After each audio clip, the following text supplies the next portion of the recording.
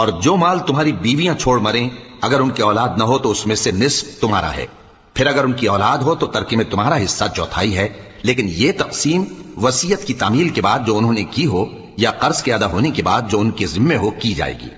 اور جو مال تم مرد چھوڑ مرو اگر تمہاری اولاد نہ ہو تو تمہاری بیویوں کا اس میں چوتھا حصہ ہے، پھر اگر تمہاری اولاد ہو تو ان کا 8واں حصہ ہے۔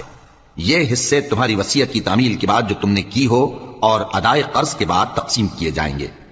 اور اگر ایسے مرد یا عورت کی میراث ہو جس کے نہ باپ ہو نہ بیٹا مگر اس کے بھائی یا بہن ہو تو ان میں سے ہر ایک کا چھٹا حصہ ہے، اور اگر ایک سے زیادہ ہوں تو سب 1/3 میں شریک ہوں گے۔ یہ حصے بھی بعد ادائے وصیت و قرض بشرطے کہ ان سے میت نے کسی کا نقصان نہ کیا ہو تقسیم کیے جائیں گے۔